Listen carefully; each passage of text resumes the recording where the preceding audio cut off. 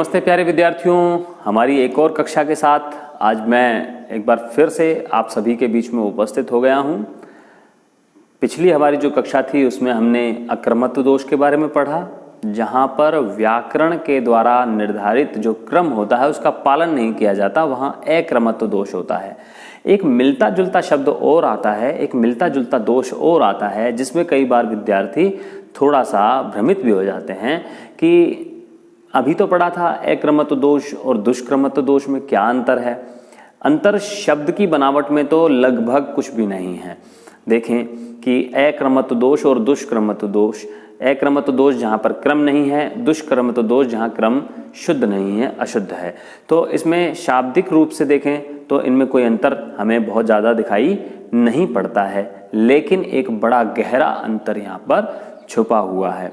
यहाँ जहाँ अक्रमत्व दोष में आपने ये पढ़ा कि व्याकरण की दृष्टि से जहाँ पर वाक्य में शब्दों का क्रम ठीक नहीं होता है, व्याकरण की दृष्टि से वहाँ तो होता है अक्रमत्व दोष।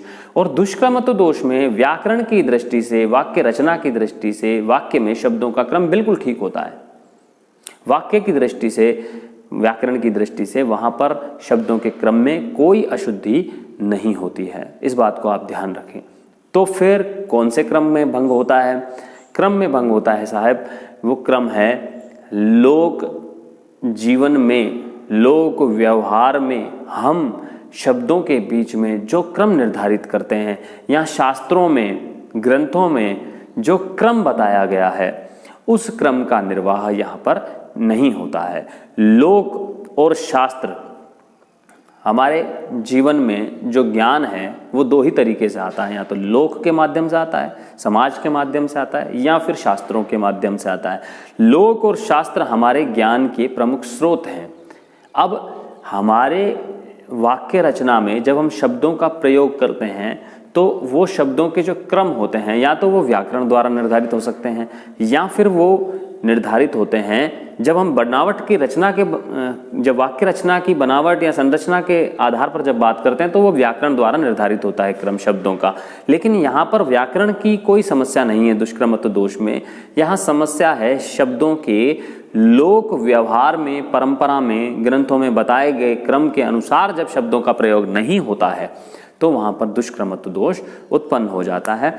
एक बार हम इसकी थोड़ी सी एक छोटी सी परिभाषा लिख लेते हैं और उसके बाद हम इसके उदाहरणों की बात करेंगे। देखिए, जब काव्य रचना में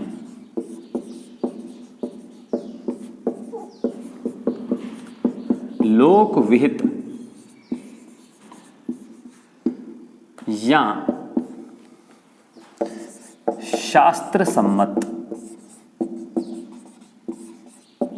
लोक विहित मतलब लोक परंपरा से जो क्रम निर्धारित है वस्तुओं का, वो शास्त्र सम्मत या फिर शास्त्र के अनुसार जो क्रम निर्धारित किया गया है उसके अनुसार जब काव्य रचना में लोक विहित या शास्त्र सम्मत क्रम का निर्वाह न किया जाए वहाँ दुष्क्रमत्व दोष होता है। अब ये थोड़ा सा मैं आपको बताऊंगा।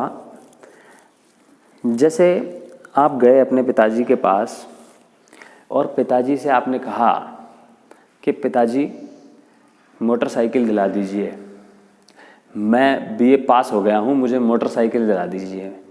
और पिताजी ने आपको क्रोध भरी नज़रों से देखा, अच्छा तुझे दिला दूँ, 55% से भी पास नहीं हुआ, तुझे दिला दूँ, अच्छा, ऐसे मान लो कह दिया पिताजी ने। तो फिर हम क्या कहेंगे? फिर आप क्या कहेंगे? फिर आप कहेंगे कि चलो कोई बात नहीं, तो साइकिल दिला दो, यही तो कहेंगे ना। लेकिन जब बालक ये कह दे कि अच्छा मोटरसाइकिल नहीं तो फिर आप मुझे कार दिला दो, तो यहाँ पर एक क्रम का भंग हो जाता है, यहाँ पर उचित क्रम नहीं माना जा सकता। और ये क्रम अगर बात करें तो ये व्याकरणिक क्रम की त्रुटि नहीं है। ये व्याकरणिक दृष्टि से क्रम यहाँ पर भंग नहीं हुआ है। यहाँ पर लोक व्यवहार और जो हमारा शास्त्र सम्मत जो क्रम है शब्दों के या चीज़ों के, उसमें भंग पड़ा है। होना ये चाहिए था कि हम पहले क्या मांगते, हम पहले मांगते मोटरसाइकिल, और मोटरसाइकिल नहीं तो साइकिल, और साइकिल नहीं तो रिक्शा मांग लेते तो, और पिताजी तो रिक्शा ही दिलाएंगे कि भैया आप 55% से भी पास नहीं हो रहे तो चलो रिक्शा चलाओ। तो जब इस तरह के क्रम का पालन नहीं किया जाता है तो वहाँ पर जैसे बालक है, माता पिता से अपने कहता है कि मैं तो साहब चॉकलेट खाऊंगा 20 रुपये वाली, और जब पिताजी उसको ऐसे कहने नहीं चॉकलेट नहीं खानी चाहिए तो वो कहता है कि चलो 5 वाली दिला दो, और फिर जब उसे कहता है कि नहीं 5 वाली चॉकलेट भी ख़राब होती है तो वो कहता है कि चलो 1 रुपये वाली एक टॉफ़ी दिला दो, तो वो धीरे धीरे नीचे उतरता है। तो ये क्रम माना जाता है। अब यहाँ पर ये क्रम भंग हो जाता है जब हम इसमें बातों का ध्यान नहीं रखते, या लोक या शास्त्र के अनुसार जो निर्धारित क्रम है वस्तुओं का, उनका जब ध्यान नहीं रखते हैं तो एक जो दोष उत्पन्न हो जाता है उसे कहते हैं दुष्क्रमत्व दोष। मैं समझता हूँ आपको समझ में आ गया होगा। कुछ उदाहरण हम इसके पढ़ लेते हैं। देखिए,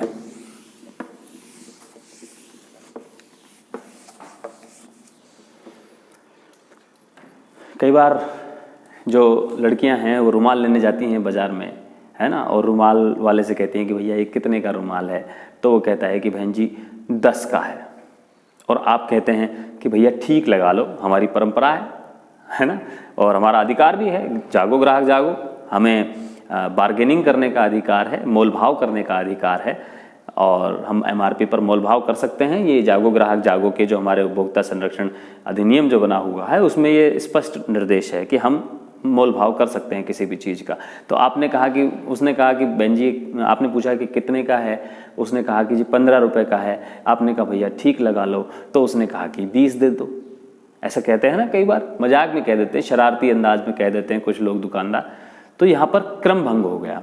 उसको कहना ये चाहिए था कि ठीक है बहन जी तो 10 दे दो, तो यहाँ तो ठीक क्रम है कि हाँ 15 मांगे और 10 में मोल भाव तय हो गया। लेकिन वो 20 मांगने लगे तो यहाँ पर दुष्क्रमत्व दोष उत्पन्न हो जाता है। हमारे जीवन में बहुत सारे ऐसे उदाहरण प्रस्तुत हैं, हमें इन उदाहरणों की आवश्यकता नहीं पड़नी चाहिए। हालांकि लिखने तो आपको यही उदाहरण पड़ेंगे, लेकिन समझने के लिए हमारे जीवन में, हमारे यत्र तत्र जो चारों तरफ बिखरे रहते हैं ऐसे उदाहरण, आप अपने जीवन के अनुभवों से बहुत सारी चीज़ें सीखते हैं। कोई ज़रूरी नहीं है कि आप बड़े बड़े ग्रंथ पढ़ के सीखें।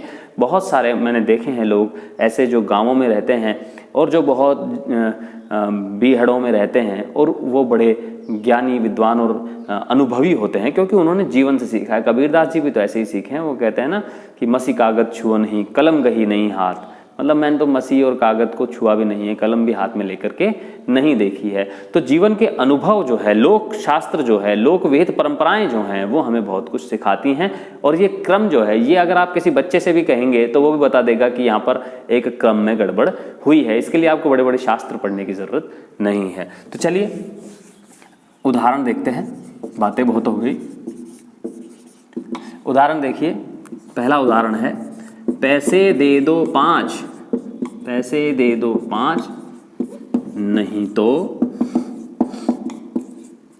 पैसे दे दो 5 नहीं तो 10 ही दे दो,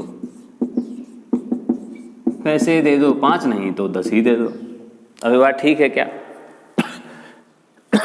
वही दुष्क्रम इसमें भी है कि पहले तो जब कोई मांगता है किसी से पैसे, जब किसी से पैसे मांगने हो, किसी को देने हो तो बात अलग है, किसी से मांगने हो तो पहले उससे क्या मांगे जाते हैं? ज़्यादा मांगे जाते हैं, और उसके पास न हो तो फिर कम मांगे जाते हैं। यहाँ पर कुछ गलत लिख दिया गया है, और लिख दिया गया है कि पैसे दे दो 5 दे दो, कम दे दो, और अगर 5 नहीं हो तो 10 दे दो। जिसके पास 5 ही नहीं है तो वो 10 कैसे दे देगा? तो यहाँ पर कुछ शरारत की वजह से कह दिया गया, लेकिन उस वजह से यहाँ पर एक दोष उत्पन्न हो गया है जिसे हम कहते हैं दुष्क्रमत्व दोष।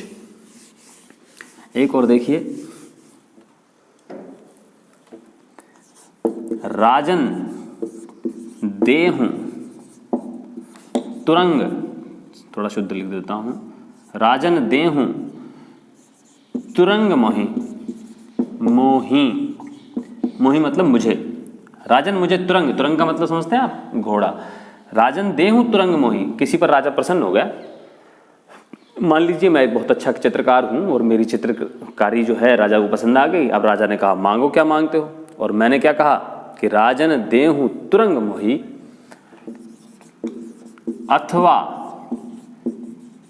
देहूं मतंग, अथवा देहूं मतंग। मतंग का मतलब था हाथी, मतंग का क्या मतलब है, हाथी। तुरंग का मतलब क्या है, घोड़ा। राजा प्रसन्न हो गया और राजा से क्या कहा जा रहा है कि या तो मुझे घोड़ा दे दो या मुझे हाथी दे दो। अक्सर ऐसा नहीं होता है, घोड़े की कीमत हाथी से बहुत कम होती है, और हाथी, राजा के द्वारा किसी को हाथी दिया जाना ज़्यादा सम्मान की बात है, घोड़ा दिया जाना एक सामान्य सम्मान है।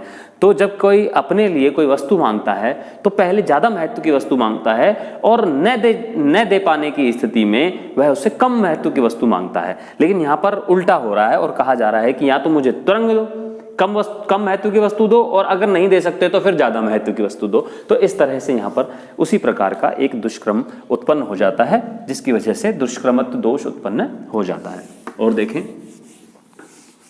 एक और उदाहरण देखिए, मन की तो क्या ही चले, मन की तो क्या ही चले, पवन भी हार मानता है, पवन भी हार मानता है। मन की तो क्या ही चले, पवन भी हार मानता है। अब यहां क्या दुष्क्रम है, आप देखिए कि गति की बात हो रही है। गति किसकी तेज मानी गई है, आप बताएं, किसकी गति तेज मानी गई है, पवन की या मन की?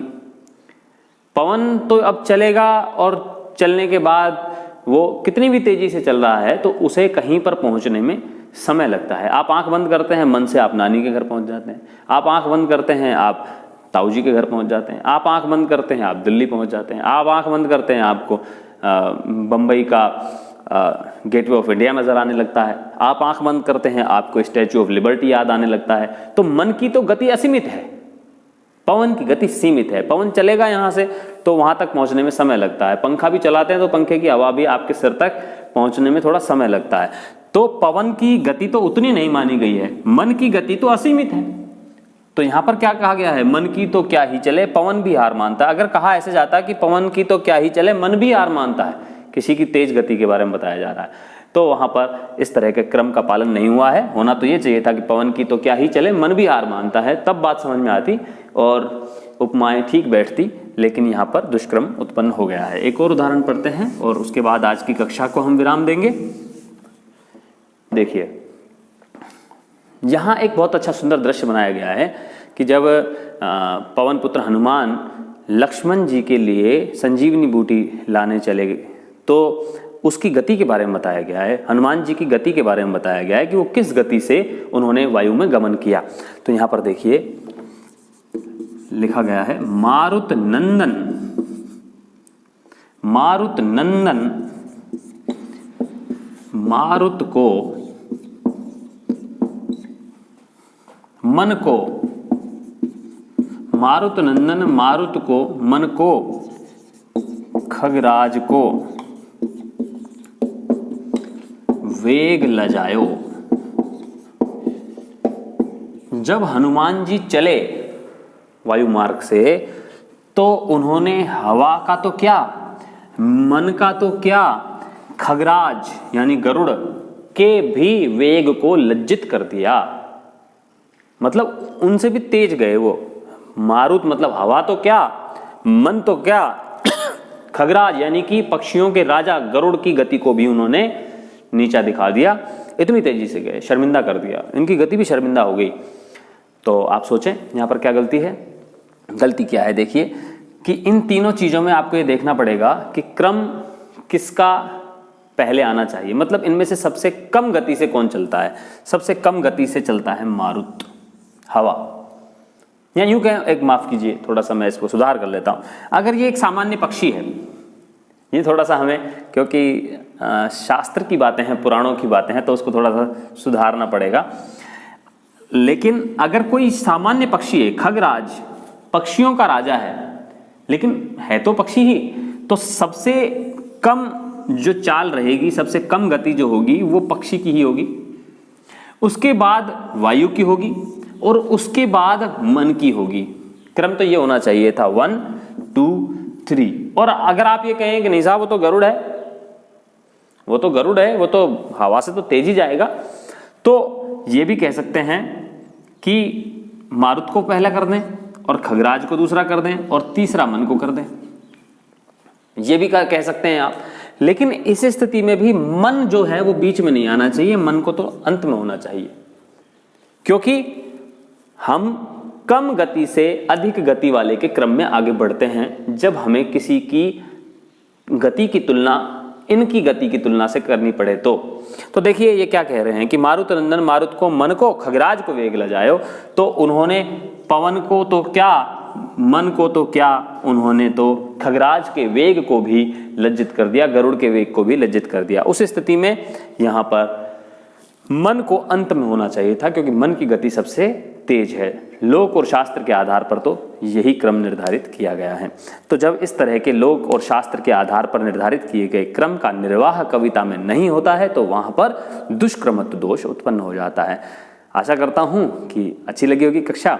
नीचे कमेंट बॉक्स में कमेंट जरूर करें, लाइक जरूर करें, पूरा देखें, अपने साथियों के साथ साझा करें। और जो मैं नोट्स बनवाता जा रहा हूं, ये नोट्स आप अपने पास एक डायरी में नोट करते चले जाएं। ये बहुत अच्छे नोट्स आपके पास तैयार हो जाएंगे। ये नोट्स आप मुझे जब कक्षाएं हमारी शुरू हो जाएंगी रेगुलर, तब आप हमारी कक्षाओं में वो लेके आएंगे और उन्हें मैं यहाँ से जांचूंगा और मुझे बड़ी खुशी होगी अगर आप ये सारे नोट्स बनाएंगे। तो बहुत बहुत धन्यवाद, शुक्रिया।